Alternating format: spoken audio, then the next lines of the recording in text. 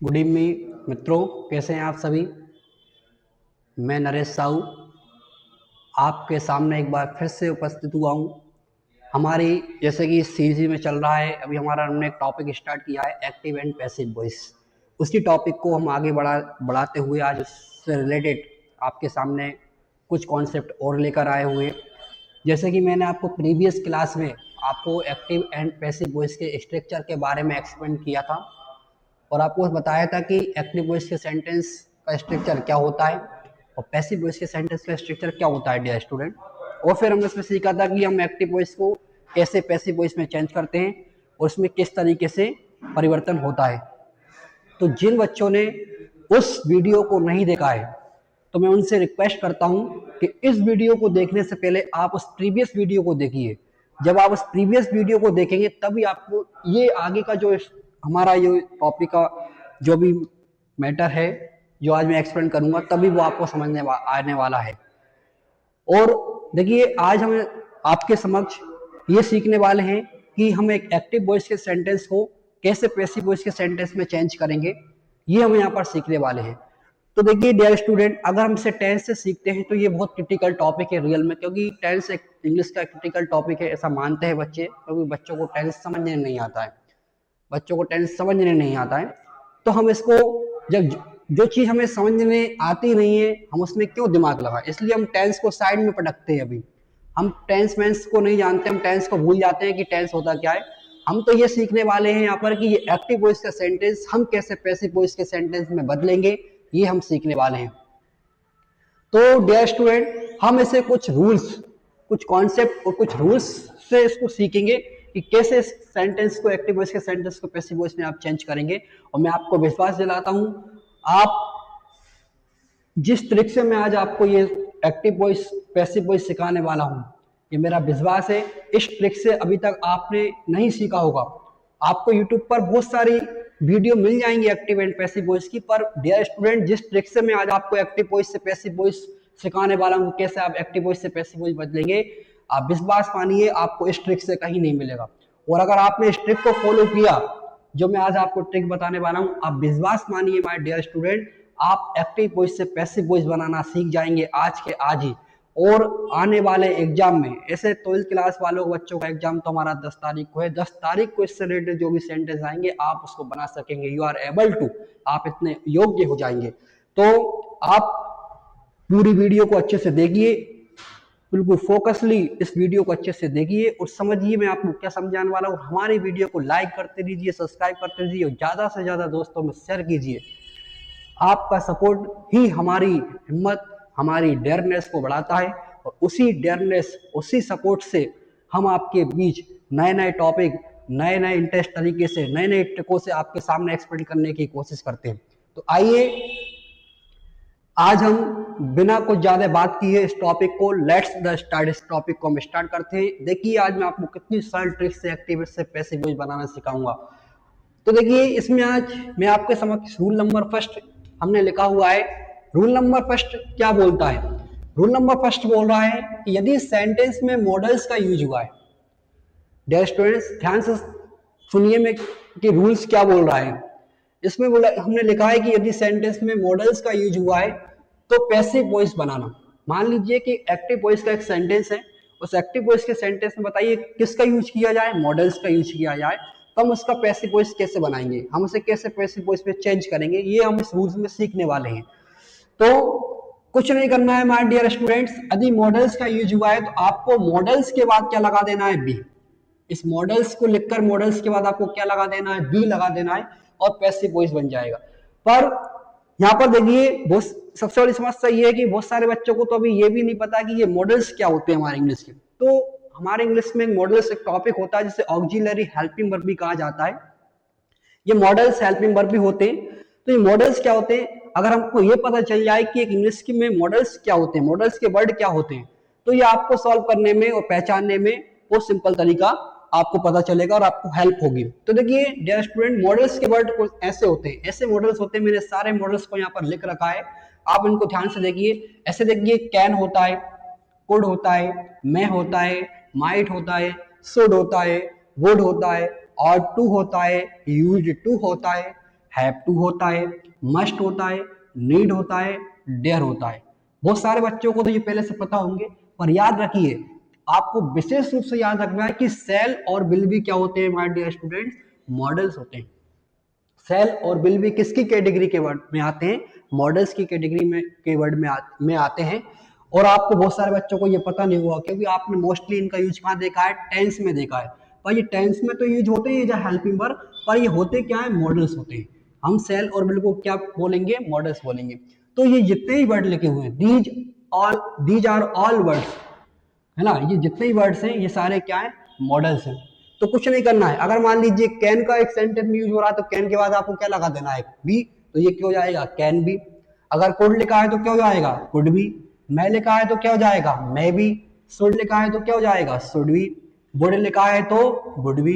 बोलो मस्ट लिखा है तो मस्ट बी। सेल लिखा है तो सेल बी। विल लिखा है तो विल बी। और आंसर बन जाएगा। अब आप कहोगे सर, अगर हम इतने इंटेलिजेंट होते, अगर हम इतनी आसानी से समझने आता, तो सर फिर क्या बात थी सर, यही तो सबसे बड़ी कमी है सर।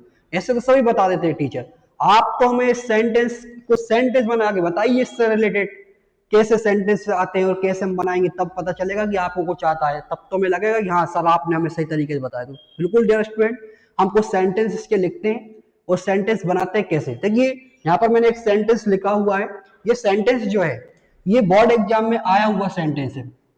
कौन से एग्जाम में आया हुआ सेंटेंस है, आपके बोर्ड एग्जाम में। और मैं आपको एक बात बताऊं डियर स्टूडेंट, ये आईएमपी रूल है, इससे बहुत चांसेस होते हैं इस रूल से सेंटेंस आने के एग्जाम में। ये जो हम रूल पढ़ने वाले इसके इस रूल से बहुत चांसेस बन जाते हैं, सेंटेंस एग्जाम में आपको मिलते हैं इस रूल्स के, इसलिए आपको इसे ध्यान से समझिए। ये सेंटेंस एग्जाम में आया हुआ है, देखिए सेंटेंस लिखा हुआ है, they must obey the rules. और एग्जामिनर आपको यहाँ पर बोलेगा क्या, चेंज द वॉइस, कि आप इसको किस में कन्वर्ट कीजिए, वॉइस में। ऐसा डायरेक्ट वॉइस भी लिखा सकता है या ऐसा भी लिखा सकता है पैसिव वॉइस, तो आपको इसको पैसिव वॉइस बनाना है। तो हमें याद रखिए, जब हम एक्टिव वॉइस से जब हम पैसिव वॉइस बनाएंगे तो आपको हमेशा एक बात याद रखना है कि इसमें हमें सबसे पहले किसको फाइंड करना है, किसको पहचानना है, सब्जेक्ट और फिर ऑब्जेक्ट को। इसको पहचानने का ये बहुत सरल तरीका, एक सेंटेंस के शुरू में क्या हो सकता है, सब्जेक्ट, और लास्ट में क्या हो सकता है, ऑब्जेक्ट। एक तरीका है, मोस्टली यही होता है। फिर कुछ एक्स्ट्रा भी रूल्स हैं, वो अभी हम अभी सीखेंगे, आपके लिए जरूरी नहीं है, इतना सीखिए आप। तो देखिए डैश में यहाँ पर देखें तो यहाँ पर सब्जेक्ट क्या हो गया, दे। ऑब्जेक्ट क्या हो गया, द रूल्स। सब्जेक्ट क्या हो गया, दे। ऑब्जेक्ट क्या हो गया, द रूल्स। तो हमें कुछ नहीं करना है, इस द रूल्स को किसके घर पर ले जाना है, दे के घर पर ले जाना है। और उस दे को किसके घर पर लेके आना है, द रूल्स के घर पर लाना है। पहला काम फर्स्ट जो हम इसमें वर्क करेंगे, तो क्या करेंगे, इसमें हम दे को द रूल्स के घर पर लेके आएंगे, द रूल्स को दे के घर पर ले जाएंगे डियर स्टूडेंट। अब देखिए कैसे जाएंगे एक दूसरे के घर पर, वो देखिए आप। तो देखिए हम द रूल्स को दे के घर पर लेके जाएंगे, अब इसका हम आंसर बनाएंगे डियर स्टूडेंट। तो देखिए कैसे बनेगा, हम यहाँ पर क्या लिखेंगे, द रूल्स।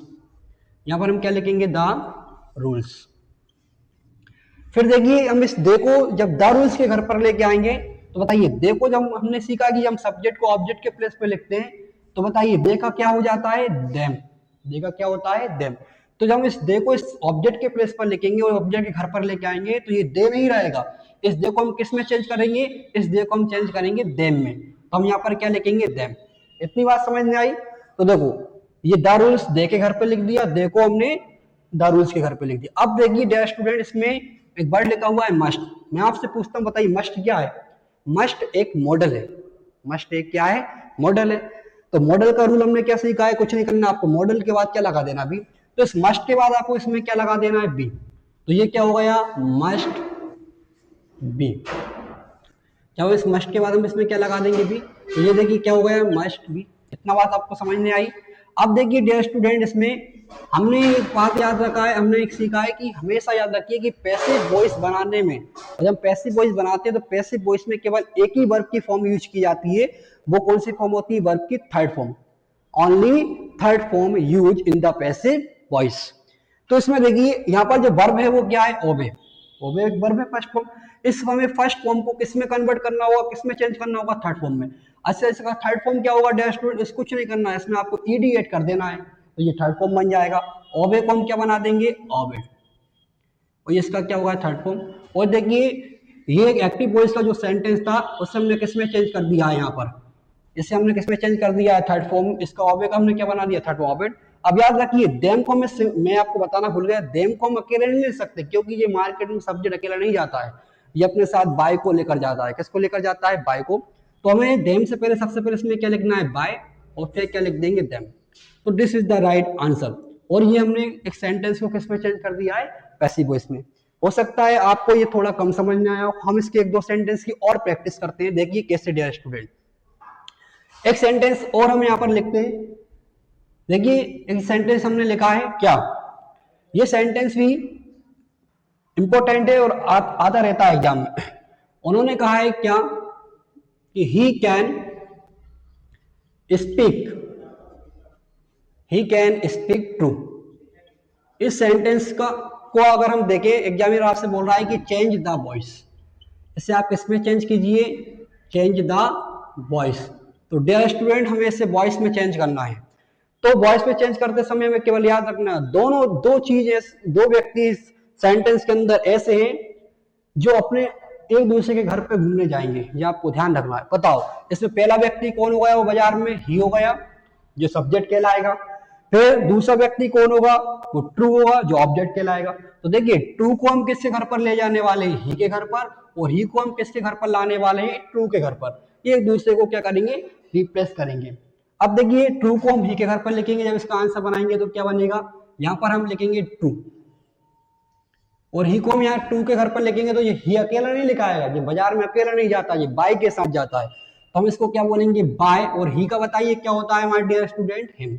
ही का क्या हो जाता है, हिम। अब बताइए यहाँ पर कैन एक क्या है, मॉडल।